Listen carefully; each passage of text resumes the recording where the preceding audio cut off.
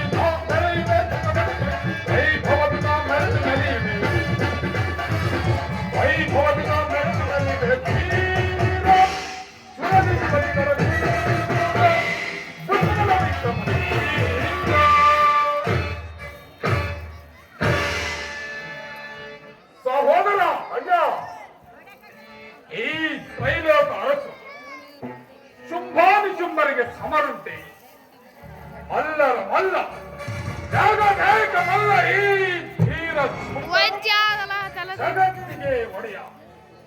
ಈ ಒಡೆಯನಿಗೆ ತಕ್ಕವಳೆಂದರೆ ಹಿಮಾಚಲದಲ್ಲಿರುವ ತರುಣಿಯೇ ನನಗೆ ಸರಿಯಾದವಳು. ಇಷ್ಟರಲ್ಲಿಯೇ ನಮ್ಮ ಮದನೊಂದಿಯನ್ನು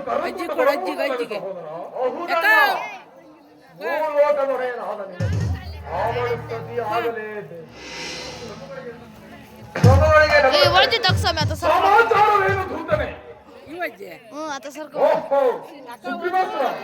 ಏಕೆ ಏಕೆ ಒಂಟಿಯಾಗಿ ಬರುತ್ತಿರುವೆ? ಆ ಭೂಮಿಯನ್ನು ಏಕೆ ಕರೆತರಲಿಲ್ಲ? ಅಂತಹ ಸೌಂದರ್ಯವನ್ನು ಕಂಡೇ ಇಡೀ ಜಗತ್ತಿನ ಸೌಂದರ್ಯ ರಾಶಿಯನ್ನು ಒಟ್ಟಿಗೆ ಏನು ಸೌಂದರ್ಯ, ಎಂತಹ ರೂಪ! ಹಾಗಾದರೆ ಅವರನ್ನು ಏಕೆ ಕರೆತರಲಿಲ್ಲ? ನಾನವೇನ ಆಕೆಯನ್ನು ಮಾತನಾಡುತ್ತೀನಿ. ನಿನ್ನ ವರ್ಣನೆಯನ್ನು, ನಿನ್ನ ಸಕಲ ಸೌಂದರ್ಯದ ವಿಧ ವಿಧವಾಗಿ ವರ್ಣಿಸಿ ದೋಸ್ತಿಗಳನ್ನು ನೀಡಿದೆ. ಆದರೆ ಆದರೇನು ಮಹಾಪ್ರಭು, ಆಕೆ ಹೆಸರು ದೇವಿ. ಆ ಭುವನದಿಂದ ಸುಂದರಿಯನ್ನು ಯಾರು ಯುದ್ಧದಲ್ಲಿ ಗೆಲ್ಲುವರು ಅವರನ್ನೇ ವಿವಾಹವಾಗುತ್ತಾರೆ. ಆದರೆ ಅವರನ್ನು ಯುದ್ಧದಲ್ಲಿ ಜಯಿಸಿದ ವೀರರೇ ಇಲ್ಲವಂತೆ.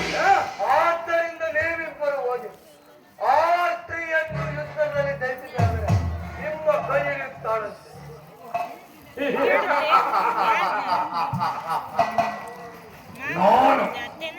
ನಾನು ಅವರೊಡನೆ ಯುದ್ಧ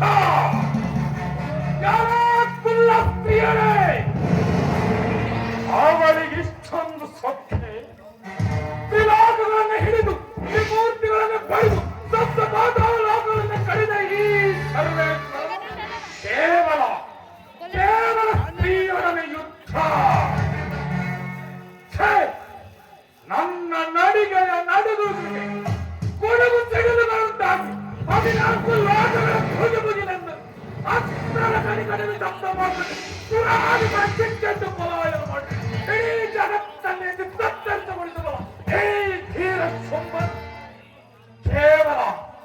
ಕೇವಲ ತುರಸ್ಸಮಾನವಾದ ಅವಳೆಯ ಜೊತೆ ಯುದ್ಧ. ಅದೆಂದಿಗೂ ಅಸಂಭವ. ಅಣ್ಣ ಬರಲವರಿಗೆ ಇಷ್ಟೊಂದು ತರುವುದು. ಈಗಲೇ ಹೋಗಿ ಅವಳನ್ನು ಹಿಡಿದು ದರದರನೆ ಎಲ್ಲದಿದ್ದರೆ ಅವಳನ್ನು ಬಂಧಿಸಿಕೊಂಡು ಬರಬೇಕು. ಬೇಡ ಸಹೋದರ, ಬೇಡ. ಪ್ರಚಂಡೋದ್ದಡ್ಡ ಪರಾಕ್ರಮಿಯಾದ ನೀನು ಆಸ್ತಿ ಇದ್ದಲಿಗೆ ಯುದ್ಧಕ್ಕೆ ಹೋಗುವುದೇ?